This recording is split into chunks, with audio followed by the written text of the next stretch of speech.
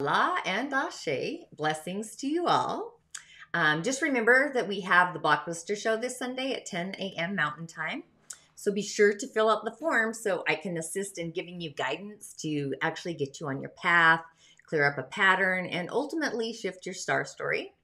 So I will be addressing fear this Sunday, heartache, which is always a big one, and also getting organization and what that actually feels like. So whenever I think of organization, I actually I think of my cowrie shell divination because there's different stones that actually show me where you're actually disorganized. So it's kind of curious that way. If you're called to be on the show, please again fill out the form and let's get your path flowing. Just know that adversity comes in a variety of forms. And you should also know that you are not alone in the transformation, right? So you don't need to be shy. And no question is actually a lonely one. I'm sure actually it's been thought, addressed, and shown up for more than just you as we dive into those energetic hiccups. And also, I'm going to start creating magnificent moon meditations to go with the moon, whether it's full, whether it's a dark moon, whether it's a new moon or whatever, instead of doing through the gates. So be sure to tune into that.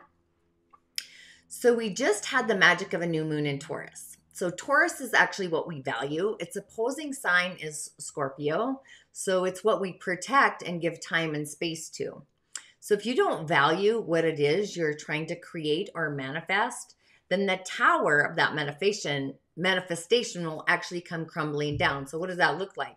So your Scorpio energy is actually protection. It's your foundation. So if you don't protect what it is you want to manifest, it will literally start crumbling down. It has no foundation. It will crack and it will literally fall apart. So it's important to actually nurture it. It's important to feed it, bless it, and actually be grateful for it. In manifesting, it's better to create words as if you already have it, that you're already grateful for it, like you're already saying thank you before it's even arrived, and you're envisioning it. Whatever it is, it's actually the golden egg from your own literal golden goose and manifestation and creation. So the moon is something to be nurtured in our inner garden. However, it's an aspect most of us pay little or no attention to.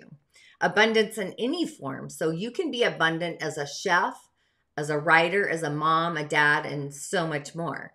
But if you aren't nurturing that inner you, you attract people that don't nurture you on the outside as well. So the walls of abundance have no substance or sustenance, actually, is the word I was thinking of.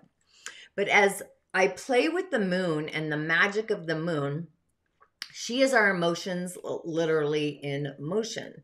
So feelings have an energy and a frequency that vibrates outwardly and also inwardly.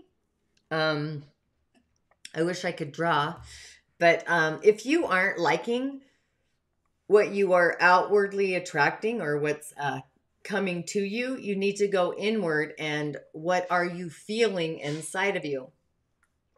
So our moon is our beacon. It's a reflection of our inner world, our womb. In a weird way, signs as symbols come in a variety of ways also. So part of the reason I created Change Your Stars, which is actually still at a phenomenal price for a limited time. Why did I create Change Your Stars? It's honestly how I work on the grid, the earthly realm and its elements, the galactic realm and those elements as well. So there's the centers, the fields, the pathways, and so much more. So I brought in the shamanic realm as well and a lot more really. So this is like, for me, it's a playing field, literally. When I'm doing a divination, a cowrie shell, or the candomblé, or just out on the highway, out on the grid, I'm really just tuning into the frequencies, the energies, the vibrations, and more. So I work with numbers, colors, sacred geometry, waves, elements, shapes. So this really is a cosmic thing for me. Even with what's going on in Colombia, I actually have to tune into that frequency and see what I'm being shown to literally shift the diversion and really just respin it. So It's like having a drop in the center of a pond and the waves ripple out, and then I have to bring it back in. So it's like the harm you do into others, it's going to come back unto you like at a magnitude because of the chaos. That's just what I sense and what I see. So I worked with the element of water to bring in peace and reconciliation. It's really a thing. So what you put out always comes back. So you really want to create a protection or a field of protection, a shield around those people in harm's way, and send that shield back to those creators of adversity. And also that rippling effect comes out. We're a globe. So it's, even though we're not there, the energies of it are still frequenting our frequency. It's a thing. So also, I always work with the assistance of the Galactic Corridor, mind you. No one does this work alone for the higher states of awareness. A cloud roundtable, if you will. But I have to also be safe in my own village in order to front the lines of the outer world. So what is happening there can also, vibe its way back in here and frequency. So it's a frequency wave. Why am I even sharing this? So the world is obviously on its side. The planet is on its side. We're literally in a vortex today. So timelines are shifting. They're jumping. So literally keep your vibes high, your thoughts clean. If you're having thoughts that are less than, go to the rivers, get in the flow, shift the frequency you're vibing at. What does that look like? So if you're having a negative thought process, just shift it to go to flow, to love, to joy, to peace. Those are the virtues I always go to. I always went to affirm. I work with Creator a lot. A huge epiphany. So this Taurus moon, wherever it was in your astrology chart, that's how you manifest. My house that rules Taurus happens to be the house of Creator. It's our belief house. So it's like I have an altar in the other dimension that I go to when I travel at night on the etheric highway, and I place things on that altar. Gratitude. It's giving gratitude out into the other realm. So if you are a Taurus, that's like giving gratitude on your inner world because you're a Taurus, right?